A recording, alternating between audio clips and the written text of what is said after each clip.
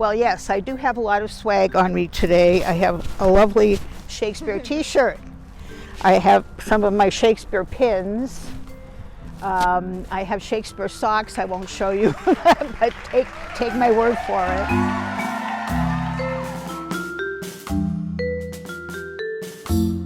Hello, everyone. Welcome to Mount Auburn Cemetery.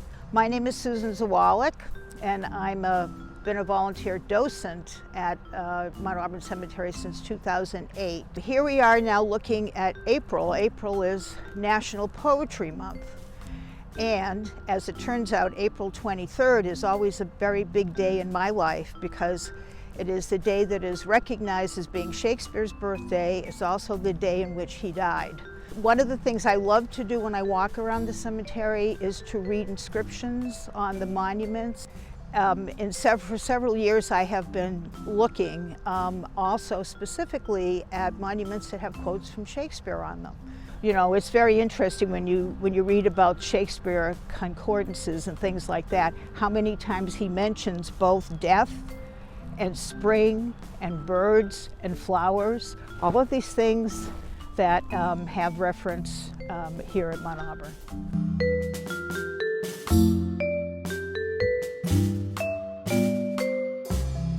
Well, here we are at one of my favorite spots at Mount Auburn Cemetery. It's the lot of the Fox family. They were actors. They were very famous actors. And 3 of these monuments have quotes from Shakespeare on them. You may or may not notice that on my hat, I have a quote from Shakespeare, "All the world's a stage." And all the men and women are merely players. They have their exits and their entrances. And some of the quotes from Shakespeare, they're general. Of course, there are a lot about death and transitions and being ready and things like that. But some of these are very specific to the kinds of acting that these people did. We're going to go over first to see Charles Fox. And Charles Fox was the head of that acting family, and he was kind of the straight man to the comic. It's part of a quote from Macbeth, Act 5, Scene 5. But the part that is on the monument is, "Life's but a walking shadow, a poor player that struts and frets his hour upon the stage and is heard no more." That's the last line. Now we're going to come over to visit his brother. He's George Washington Lafayette Fox. Now, he died at 52 years. He was the comic actor in the family. But this is one of my favorite inscriptions, because how many people on their monument have "Alas, poor Yorick"? Well, George Fox has "Alas, poor Yorick. I knew him, Horatio, a fellow of infinite jest, of most excellent fancy." Now, the other family member who has quotes on it is the big monument in the back. I'm going to read you this because it's a little difficult to read all this, but I've identified what the quote is from. And this is an actually beautiful quotation that people often use. It's hard to see right now, but let me give you basically the paraphrase that they used. And it's, "Fear no more the heat of the sun, nor the furious winter's rages. Thou thy worldly task hast done, home art God, and ta'en thy wages. Golden lads and girls all must, as chimney sweepers, come to dust. Nor the all-dreaded thunderstorm, fear no more the lightning flash, fear not slander, censure rash. Thou hast finished joy and moan, the scepter learning, physic, must all follow this and come to dust."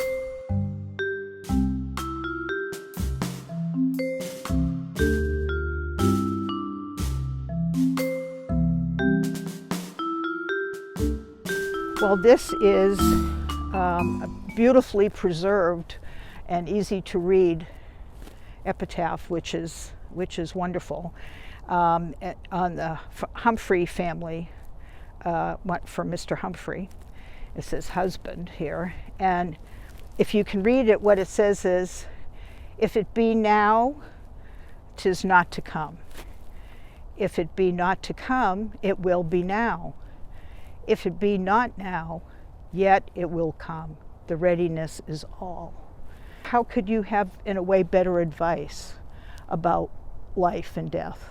You know, one of the things you certainly get from all of these is that, you know, acceptance of death. It's not fighting against death in the sense that death is inevitable, and what does that do to your life? And that's part of what you get from kind of thinking about all of these things. And that's always one of my favorite quotes anyway, and from Hamlet. And so I'm very happy that it's so easy for people to see.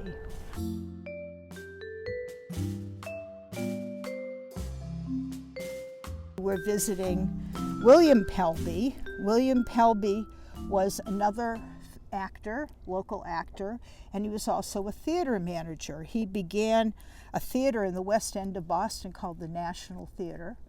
And unfortunately, it went down in flames in 1863, but you know, that's what happens to some of these theaters.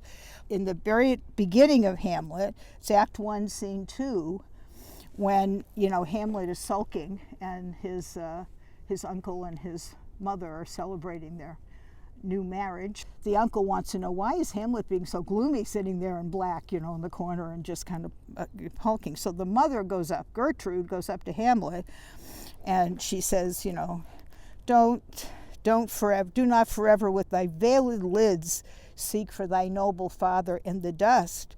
Thou knowest 'tis common, all that lives must die, passing through nature to eternity.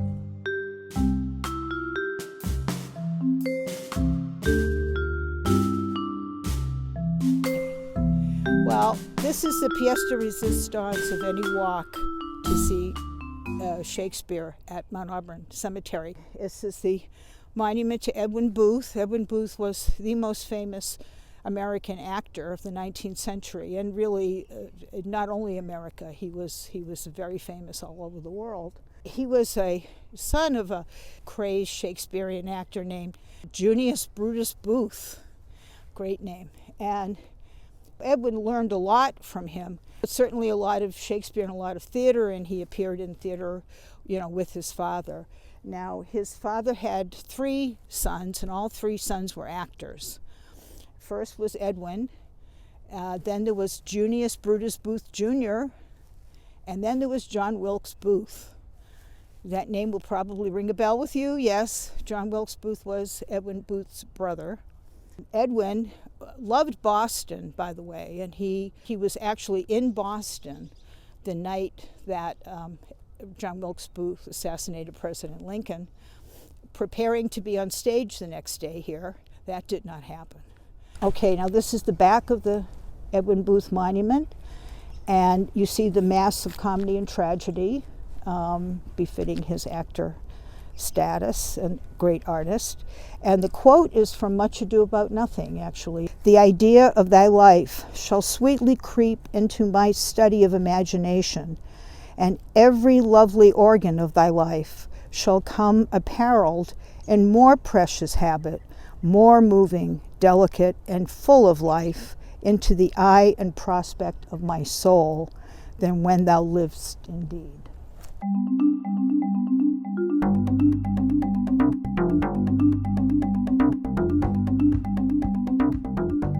We are here to pay homage to Professor Samuel Beer. He taught Western thought and institutions for 3 decades at Harvard, published a lot of books, and was one of the most popular professors at Harvard. The choice for his monument, his monument that is flush to the ground, is a quote from Julius Caesar. This is when Caesar's wife is trying to tell him, don't go there, I have bad omens, or bad omens. And he says to her, cowards die many times before their deaths. The valiant never taste of death but once. Of all the wonders that I yet have heard, it seems to me most strange that men should fear, seeing that death, a necessary end, will come when it will come. One of his students visited here and was very moved by seeing this monument, and he says, a fitting epitaph for the only person in my experience whose temperament, integrity, and kindness evoke the most splendid passage in that play, which he then refers to Mark Antony saying about Brutus, this was the noblest Roman of them all.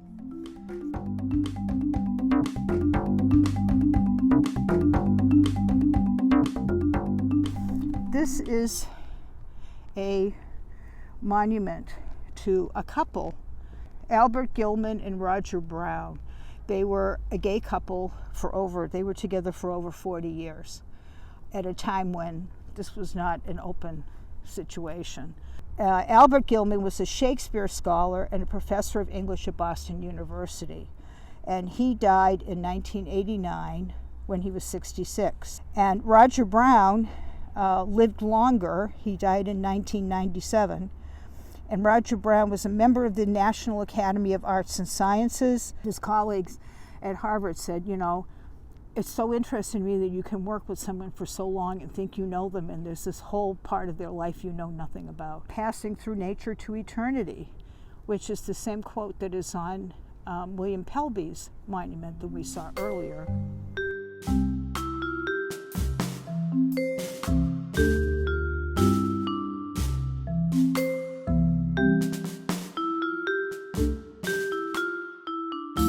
This is a picture of Kate Field. She was a journalist, an activist, an actress, and a lecturer. She traveled to Europe, and her friends included Charlotte Cushman, Harriet Hosmer, the Brownings. She loved Italy, passion for culture, literature. She did all kinds of things. She had social and political causes. And at the very bottom of the monument, there is a quote, and it's from Measure for Measure, which again is an interesting choice. It actually says, spirits are not finely touched, but to fine issues. There's a long thing where the Duke is giving advice. For if our virtues do not go forth of us, 'twere all alike as if we had them not. Spirits are not finely touched, but to fine issues. So in other words, you are not touched by all these assets and graces and possibilities and talents, only to share them and only to bring them out and to use them.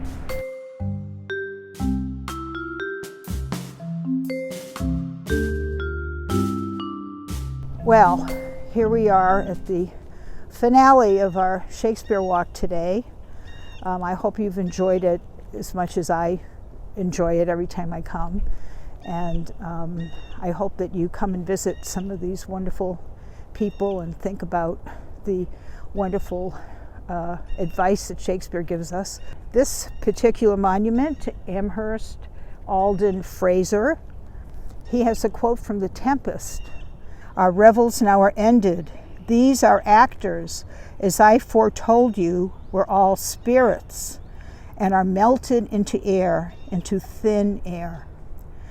And like the baseless fabric of this vision, the cloud-capped towers, the gorgeous palaces, the solemn temples, the great globe itself, yea, all which it inherit, shall dissolve, and like this insubstantial pageant faded, leave not a rack behind. We are such stuff as dreams are made on, and our little life is rounded with a sleep. I'm Susan Zawalich again. I'm a volunteer docent here, and I hope to meet you in person sometime when I'm here and you're here, and have a wonderful time at Mount Auburn Cemetery.